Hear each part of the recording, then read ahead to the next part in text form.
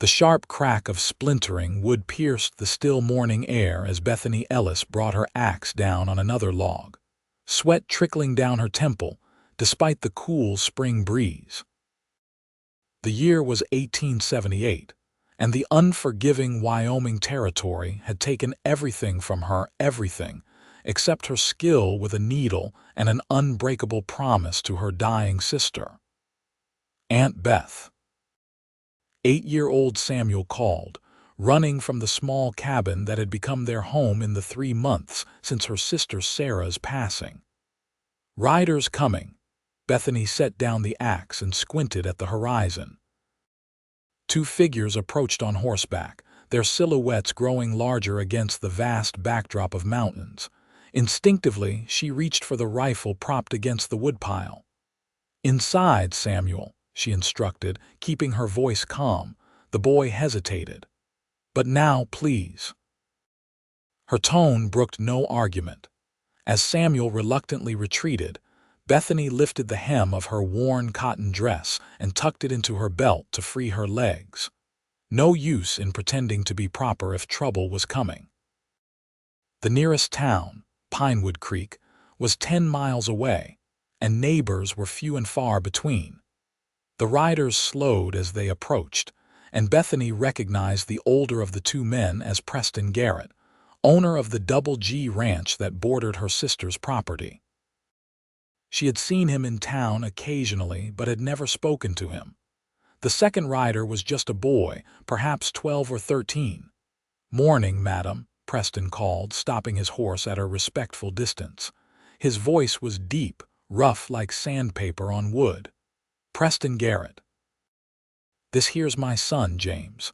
Bethany nodded, not lowering the rifle. "I know who you are, Mr. Garrett." The man removed his hat, revealing sun-bleached brown hair and a face weathered by years under the western sun. "We don't mean to trouble you. My boy ripped his coat something fierce, and Mrs. Holloway in town mentioned you might take in sewing. Pa needs shirts fixed too," the boy added, "and pants. He's right clumsy with barbed wire." Preston shot his son a look that was half annoyance, half affection. "Thank you, James, for that assessment." He turned back to Bethany. "Truth is, madam, we've been making do since my wife passed 3 years back, but there's only so much a man can patch before it looks like the chickens got at it." Bethany slowly lowered the rifle. Work was what she needed, what she and Samuel needed if they were to survive another season. "I can help with that. Would you like to bring the mending by later? Actually, we brought some with us." Preston nodded toward a burlap sack tied to his saddle. "Hoped you might tell us what you'd charge." After agreeing on fair payment higher than she'd expected him to offer, Bethany accepted the bundle of torn clothing with a promise to have it ready within the week. As the Garretts prepared to leave, Samuel darted out from the cabin. "Are you really the Double G ranch?" he asked James, eyes wide with admiration. "With all the horses?" James straightened proudly in his saddle. "Sure are. Got nearly 40 head of quarter horses, best in the territory." "Samuel," Bethany warned, but Preston Garrett smiled. "You and your aunt should come by sometime," he said to the boy. "We've got a new foal that could use some admiring." After they'd gone, Bethany spent the evening sorting through the mending 5 shirts with missing buttons, 2 pairs of trousers with torn knees, a coat with a ripped lining, and various other items that showed signs of male neglect. The work was straightforward, and she hummed quietly as her needle flashed in the lamplight. "Is Mr. Garrett nice?" Samuel asked as she tucked him into bed. "Ma always said he was fair with his men."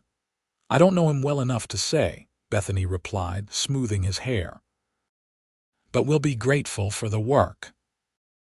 When she delivered the mended clothes to the Double G a week later, with Samuel riding behind her on their old mare, she was surprised to find Preston Garrett not in the main house but working in the corral, shirt sleeves rolled up, as he broke a spirited mustang. "You have a way with them," she observed after he'd spotted them and secured the horse. Preston wiped sweat from his brow. Horses are simple. They tell you exactly what they are thinking.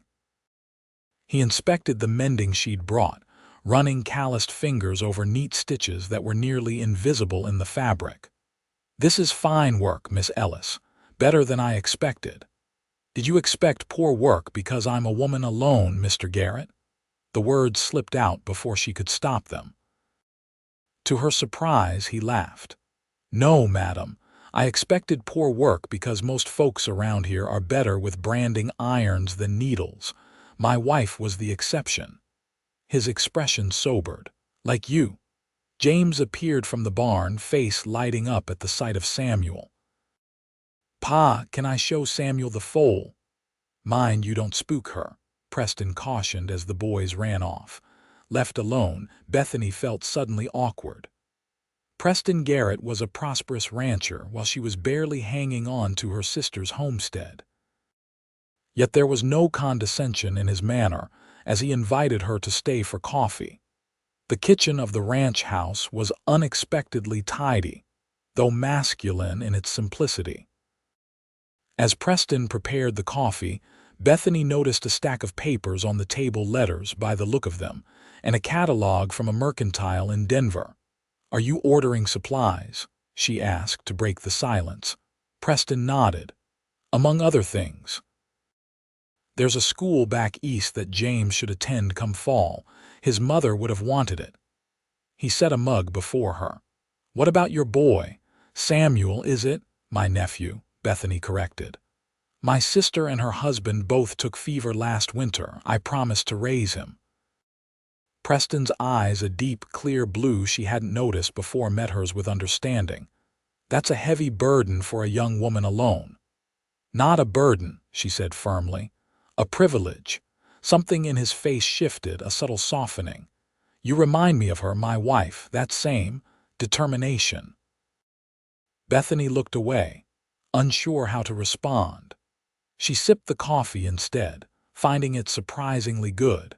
As spring gave way to summer, Preston brought more work, not just mending, but new shirts to be sewn from fabric he'd ordered, curtains for the ranch house windows, even a quilt for James's bed. Each time, he insisted on paying her generously, sometimes with money, sometimes with supplies she couldn't afford: coffee, sugar, a bolt of calico that she turned into a new dress for herself. On one visit in late June, as a thunderstorm brewed on the horizon, Preston lingered after delivering a package of sewing notions from town. "There's a social at the church next Saturday," he said, hat in hand. "James and I were wondering if you and Samuel might attend with us." Bethany's hands stilled on the fabric she was folding. "As your guests, as my—" He paused, seeming to search for the right words. "As friends, Miss Ellis, nothing improper." She studied him, this tall, capable man who had been nothing but respectful since they'd met. "I think Samuel would enjoy that," she said finally. "And so would I." The social was the first time Bethany had worn her new calico dress in public, and she felt self-conscious as she entered the church hall on Preston's arm. Whispers followed them, the widowed rancher and the seamstress who had appeared from nowhere after her sister's death. "Pay them no mind," Preston murmured. "Most folks here have nothing better to do than talk." "It's not that," Bethany replied. "I'm just not used to being seen." His hand covered hers briefly. "You deserve to be seen, Bethany." It was the first time he'd used her given name, and the warmth in his voice made her cheeks flush. The evening passed in a blur of fiddle music and laughter. Preston danced with her twice, moving with surprising grace for a man who spent his days on horseback. Samuel and James played with the other children, their faces bright with enjoyment. As they were preparing to leave, Widow Holloway cornered Bethany near the punch bowl. "Never thought I'd see Preston Garrett stepping out again," the older woman said. "Not after losing Caroline." "We're not stepping out," Bethany protested. "He's a client and our boys are friends." Widow Holloway raised an eyebrow. Preston doesn't bring clients to socials, dear. And the way he looks at you isn't how a man looks at his seamstress. On the ride home under a canopy of stars, with the boys dozing in the back of Preston's wagon, Bethany found herself watching his profile as he handled the reins. There was a steadiness to him that she found comforting, a quiet confidence that didn't demand attention. "Thank you," she said softly. "For tonight." He glanced at her, moonlight catching in his eyes. "Been a long time since I enjoyed an evening so much. How long has it been since your wife?" Preston was silent for a moment. 3 years, 4 months, and 12 days. James still counts. "I'm sorry. Don't be. Caroline would have kicked my backside if I'd spent the rest of my life moping." His mouth quirked in a half-smile. "She was fierce that way, like you." July brought scorching heat, and a drought that had everyone in the territory worried. Bethany's small garden withered despite her best efforts, and the creek that ran through her property slowed to a trickle. She was considering selling her sister's wedding silver when Preston appeared at her door, 2 ranch hands behind him leading pack horses laden with supplies. "What's this?" she asked, confusion giving way to embarrassment. "Mr. Garrett, I don't need charity." "It's not charity," he insisted. "It's payment in advance. I need 20 shirts for my men before fall roundup and 3 new quilts before winter." It was an absurd amount of work for the supplies he'd brought, and they both knew it. But pride warred with practicality as she looked at Samuel playing with the ranch hands' dogs in the yard. "I can't accept this," she said quietly. Preston stepped closer, his voice dropping so only she could hear. "Bethany, please, let me help. Not because you can't manage, but because you shouldn't have to do it alone." Their eyes locked, and something passed between them, an understanding perhaps, or something deeper. Slowly, she nodded. As the men unloaded the supplies, Preston helped her store them in the root cellar. In the cool dimness, their hands brushed as they stacked sacks of flour. Bethany felt a jolt, like static electricity on a winter day. "Why are you doing this?" she asked. "The truth, Preston." He straightened, regarding her seriously. "Because I've been where you are. Alone, trying to keep a promise, afraid to accept help for fear it comes with strings." He took a deep breath. "And because I find myself thinking about you at odd moments of the day. When I should be focused on ranch business, I'm wondering what you might be doing, if you're smiling, if you need anything." Bethany's heart hammered against her ribs. "I don't know what to say to that." "You don't have to say anything." He moved toward the cellar steps. "Just take the supplies. Make the shirts when you can. And know that whatever happens, it's your choice." August brought a rattlesnake that nearly bit Samuel while he was collecting eggs, and it was James who pulled him away just in time. The incident shook Bethany deeply, and when Preston offered to have Samuel stay at the ranch for a few days while he recovered from the fright, she agreed. "You could stay too," Preston suggested. "The foreman's wife would be happy for the company." But Bethany declined, needing the solitude to think. The seamstress and the rancher, it was like something from a dime novel, not real life. Yet each time she saw him, the connection between them seemed to strengthen, invisible threads pulling them together. On the 3rd day, as she was preparing to fetch Samuel home, a rider appeared, not Preston or James, but one of the ranch hands, his face grim. "Miss Ellis, you're needed at the ranch. Mr. Garrett's been injured." She barely remembered the frantic ride, her heart in her throat. At the ranch, she found Preston in his bedroom, a doctor from town just finishing binding his chest. "Broken ribs and a nasty gash," the doctor explained. "Bull caught him against the fence. He's lucky to be alive." Preston was pale but conscious. When he saw her, relief flooded his features. "Bethany, I told them not to worry you, not worry me." She moved to his side, heedless of the doctor's presence. "Preston Garrett, don't you dare make light of this." See what I mean, Doc? Preston's voice was weak but wry. Fierce. The doctor chuckled. He'll need rest. No riding, no ranch work for at least 3 weeks. Someone should stay with him. I'll stay, Bethany said without hesitation. What began as nursing quickly became something more. With James and Samuel underfoot and ranch hands coming and going, there was little privacy, but in the quiet evenings after the boys were asleep, Bethany and Preston talked. He told her about growing up in Missouri, coming west after the war, building the ranch from nothing. She shared stories of her childhood in Ohio, her brief teaching career, the journey west with her sister's family. I never thought I'd find myself here, she admitted one night, mending one of his shirts by lamplight as he watched from his bed. Living on the frontier, raising a child not my own. Do you regret it? Preston asked. She considered the question seriously. No, I miss my sister every day, but Samuel is worth everything. And, she hesitated. I wouldn't have met you. The words hung between them, charged with meaning. Bethany. His voice was rough with emotion. When I'm healed, when I can stand before you properly, there's something I want to ask you.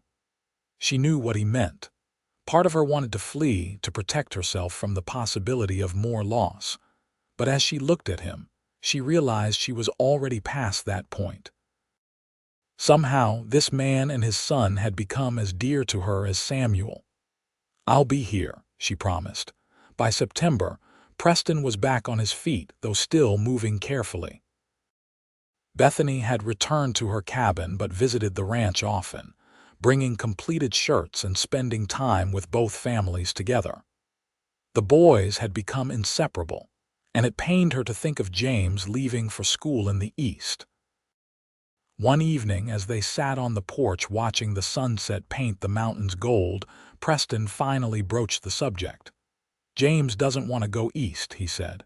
Says he belongs here with Samuel and... He cleared his throat. With us. Bethany's pulse quickened. What do you think? I think there's a school teacher in Pinewood Creek who'd be happy to have 2 more pupils. He turned to face her. And I think this ranch has been missing a woman's touch since Caroline died. The men miss having a woman's cooking, and James needs a mother's guidance. She raised an eyebrow. Are you offering me a position as your housekeeper, Mr. Garrett? No, madam. He reached for her hand. I'm asking if you might consider becoming my wife. The world seemed to still. Preston, before you answer, he interrupted, you should know it wouldn't be just for convenience. These past months, watching you with Samuel, seeing your strength and your kindness, I've fallen in love with you, Bethany Ellis, completely and utterly. Tears pricked her eyes. I have responsibilities. Samuel would be my son as much as James would be yours. Preston squeezed her hand. We could be a family, all 4 of us, if that's what you want. She thought of her sister, of the promise she'd made. Would Sarah approve? But deep down, Bethany knew the answer. Sarah had always wanted her happiness. Yes, she whispered. That's what I want. The kiss they shared was gentle at first, then deepened with the promise of all that was to come. The next morning, as Bethany prepared breakfast in the ranch house kitchen, she overheard James talking to Samuel in the yard. Your Aunt Beth is really good at fixing things, James was saying. Pa's shirts never looked so good. She fixed my stuffed bear too, Samuel replied proudly, and she's teaching me to sew. There was a pause before James added, I think she fixed Pa too. He smiles more now, laughs even. When Preston entered the kitchen a few minutes later, Samuel ran to him with excitement. James says Aunt Beth is going to stay forever. Is it true? Preston lifted the boy easily despite his healing ribs. If she'll have us, yes. Samuel's face grew serious. She sewed for you when your shirts were torn.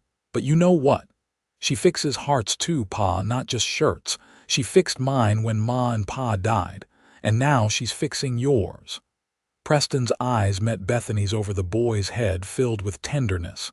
You're right about that, Samuel. She surely does.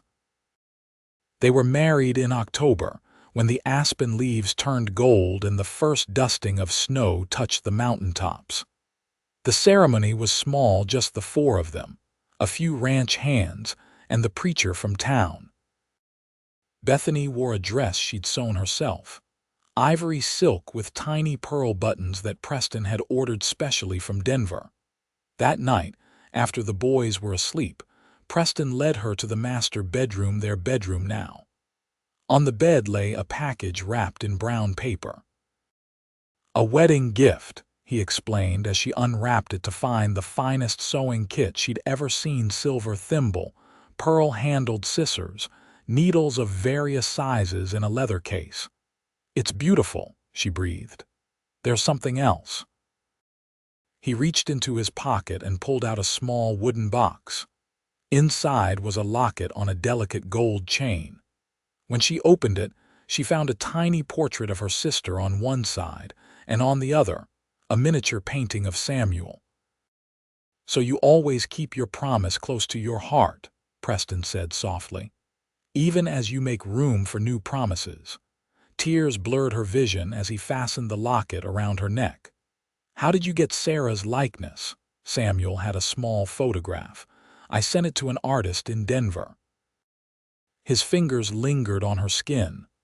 "I want you to know that I understand what you gave up to care for him, what you sacrificed." She turned in his arms. "I haven't sacrificed anything, Preston. I've gained everything." Their life together fell into a rhythm as natural as breathing. Bethany still sewed, but now for pleasure rather than survival. She taught the boys, managed the household, and sometimes rode with Preston to check the herd. They argued occasionally. She was too independent, he was too protective, but always found their way back to each other. Winter came early that year, hard and unforgiving. The Double G Ranch weathered it better than most, with plenty of supplies and sturdy buildings. On Christmas Eve, as snow piled against the windows and a fire roared in the hearth, Bethany presented Preston with a gift of her own, a quilt she'd been working on in secret, pieced together from scraps of fabric that told their story. A square from the first shirt she'd mended for him. A piece of James's torn coat, a remnant of Samuel's old pajamas, and in the center, a heart stitched in red thread. "So you never forget," she said, "that some tears can be mended and some hearts can be healed." Preston pulled her close. "I have another gift for you, but it won't arrive until spring." She looked up, curious. "What is it?" His smile was mysterious. "A surprise, one that will change everything again." The surprise arrived in May, not a package or a letter, but a young woman with auburn hair and determined eyes. Bethany opened the door to find her standing on the porch, valise in hand. "Mrs. Garrett?" the woman asked. "I'm Alina Winters. Mr. Garrett hired me as the new schoolteacher for Pinewood Creek." Behind her, Preston appeared, looking pleased with himself. "Bethany, Miss Winters has agreed to take over the boys' education, which means you'll have more time for—" He trailed off, his eyes twinkling. "For what exactly?" Bethany asked, bemused. That evening, after settling Miss Winters in the guest room, Preston took Bethany for a walk. The air was sweet with spring, meadowlarks calling from the tall grass. "I thought you might want to start that dress shop you've talked about," he said. "In town. The building next to the Mercantile is available." Bethany stopped in her tracks. "A shop of my own. You have a gift, Bethany. One that shouldn't be limited to mending Cowboy's shirts." He touched her cheek. "I want you to have the chance to share it. But the ranch, the boys, will all still be here. Miss Winters will see to the boys' schooling, and I've hired a housekeeper to help with the daily chores." His expression grew serious. "I don't want you to ever feel trapped, like your only value is in what you can do for us." Something in her chest expanded, a balloon of joy and gratitude. "Preston Garrett, how did I get so lucky to find you?" "I believe it was I who found you," he corrected, drawing her into his arms. Or perhaps we found each other exactly when we needed to. As they walked back to the house, hand in hand, Bethany thought of the winding path that had brought her here, the grief, the struggle, the moments of doubt. And now this, a home, a family, a future bright with possibility. Samuel's words echoed in her mind. She fixes hearts too, Pa, not just shirts. Perhaps that was true. But what the boy didn't know was how much his innocence had helped heal her own heart, and how Preston's steady love had completed that healing. That night, as she lay beside her husband in their bed, listening to the peaceful sounds of their household settling into sleep, Bethany whispered, "I love you, Preston Garrett." He pulled her closer, his voice rumbling against her ear. "And I love you, Bethany Garrett. Until my last breath, and perhaps even beyond." Outside, the Wyoming wind swept across the plains, carrying the promise of tomorrow. Within the walls of the Double G Ranch, a family born of chance and choice slept peacefully, their hearts no longer broken but mended stronger at the seams.